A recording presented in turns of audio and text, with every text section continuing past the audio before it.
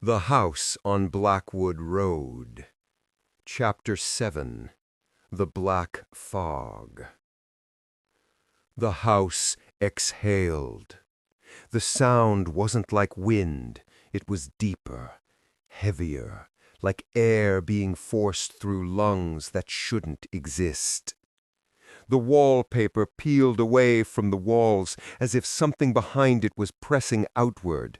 The chandelier trembled, dust falling like ash. From the cracked windows, the black fog outside pushed against the glass, swirling like something alive. Emma clutched the crowbar tighter. Daniel stood at the base of the stairs, his head tilted, the thing inside him grinning with teeth that didn't belong to him. The tall, pale creature crouched in the corner like a grotesque puppet, its limbs bent like spider legs. The whispers weren't whispers anymore.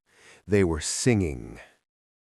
Come inside, come inside. The house remembers, the house provides. Emma backed toward the hallway, step by slow step. The fog thickened against the window until no trace of the outside world remained.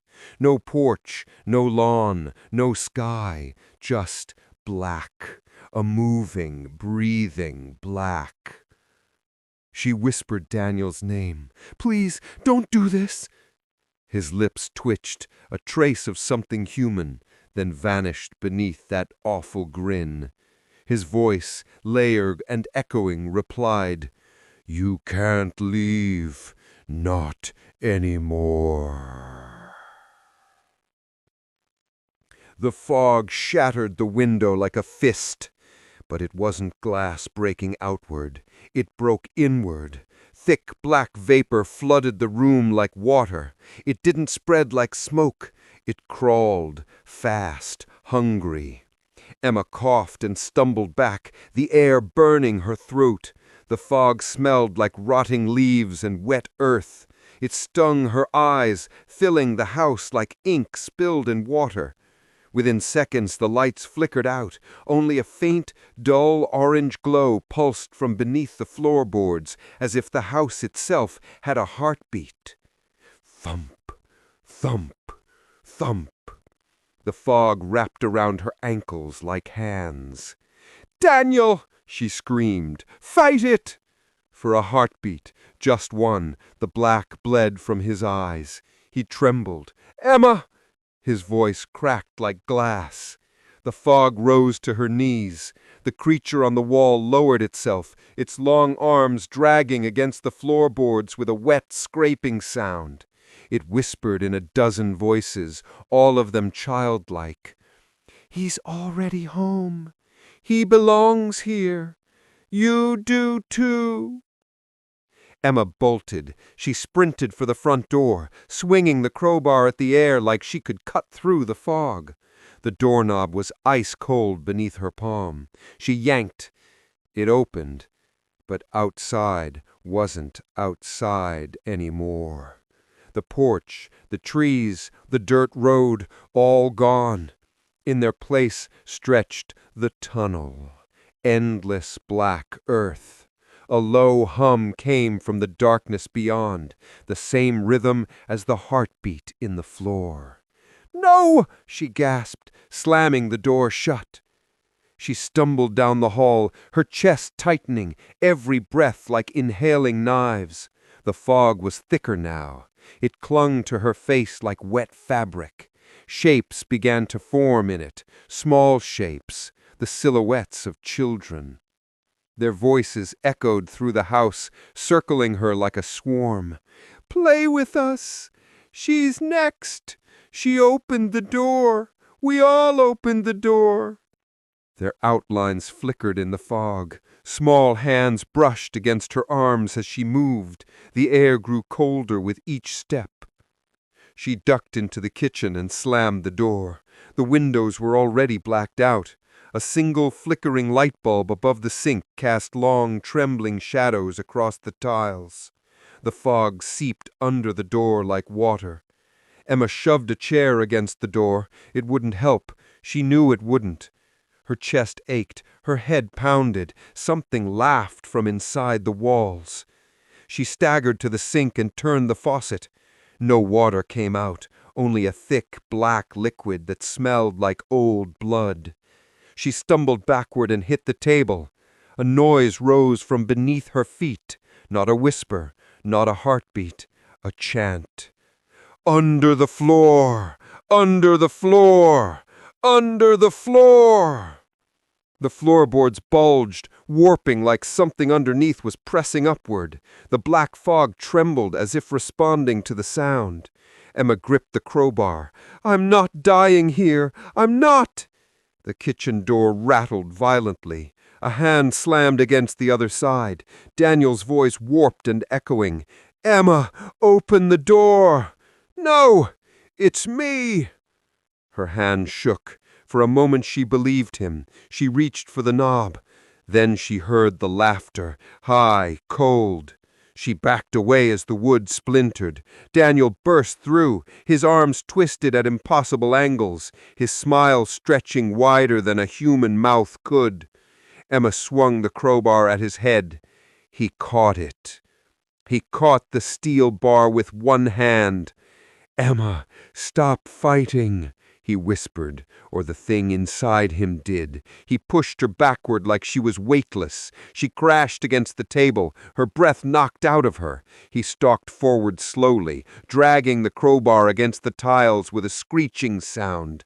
Behind him, the tall creature crawled along the ceiling, upside down, its mouth opening into a long black maw that didn't end. "She's ready," the voices sang.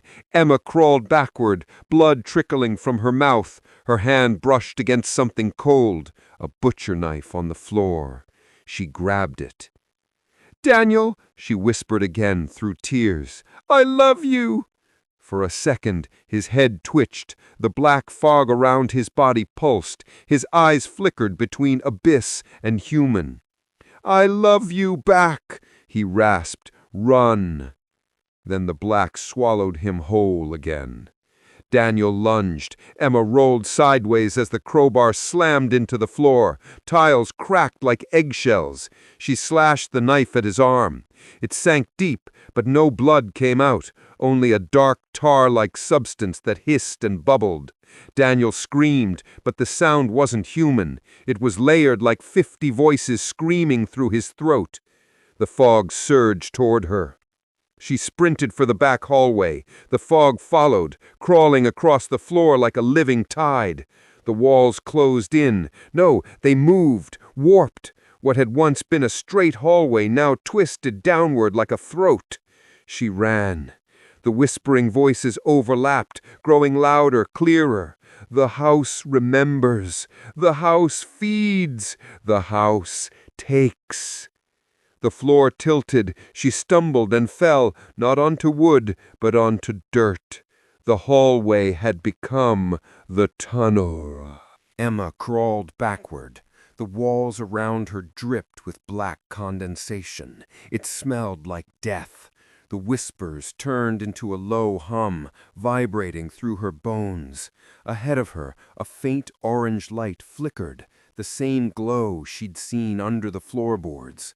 She didn't want to go toward it, but behind her, the fog advanced, dragging itself forward like a rising tide. She moved. Every step deeper into the tunnel made the air heavier, thicker. The ceiling dripped. She could hear something moving beneath the dirt, something big. The tunnel widened, and she entered a chamber. At its center was a pit, perfectly round. Black fog poured out of it like smoke from a furnace. Above it hung dozens of ropes, each tied into nooses. Small shoes and dresses dangled from the walls. Emma's breath came in sharp, cold bursts. Around the edges of the chamber stood the children, dozens of them. Their faces were pale, their eyes hollow sockets. Their mouths moved in silence. Then, together, they whispered, "Welcome home."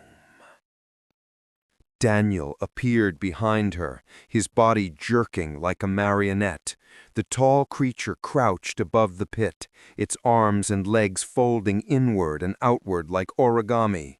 Its head tilted, its grin splitting wider than before. It reached one long finger toward Emma. "She opened the door," the children sang. "She let it breathe. Now she stays." Emma raised the knife. Her hand didn't shake anymore. The creature lowered itself toward the dirt. Its shadow swallowed the children, the tunnel, the world.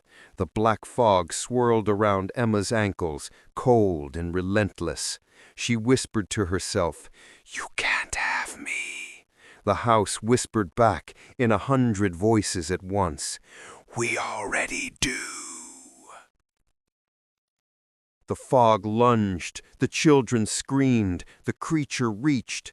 Emma dove toward the side of the chamber, slamming the crowbar into the wall. Something cracked, the floor shuddered, a noise rose from deep within the pit, a sound so low it rattled her teeth. The creature froze. Its head snapped toward her. Its grin faltered. She hit the wall again. The heartbeat in the floor began to race. Daniel screamed. This time it was him. The thing inside him shrieked with him. The black fog convulsed. For a moment she saw him again, her Daniel, reaching toward her with shaking hands. "Emma, finish it," he choked. She drove the crowbar into the wall a third time. The ground split open. The pit howled like a living thing. The black fog was sucked inward, swirling like a storm. The children screamed in unison as their bodies began to disintegrate into black ash.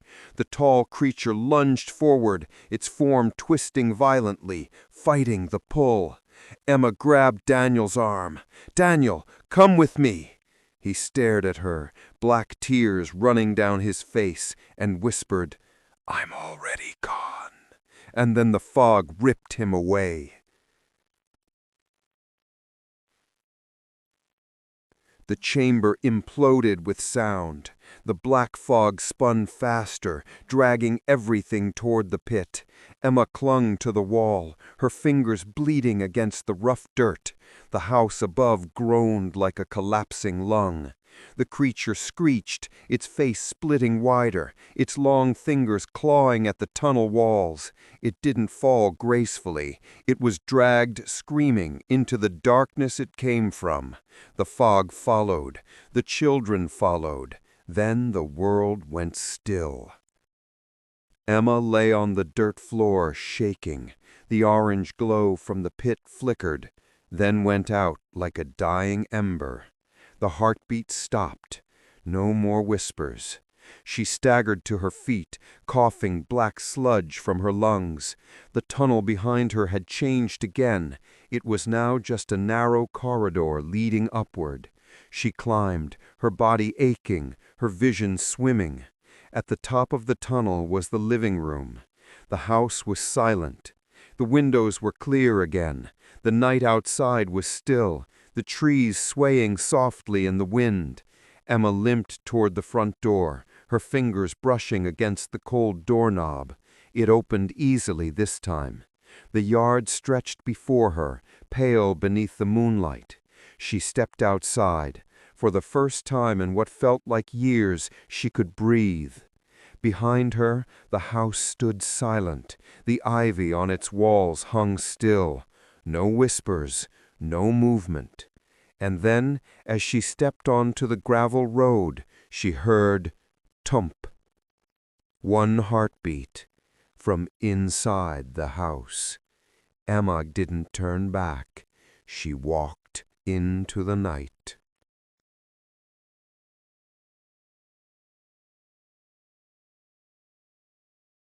Coming Chapter 8. Please subscribe and stay tuned for more video.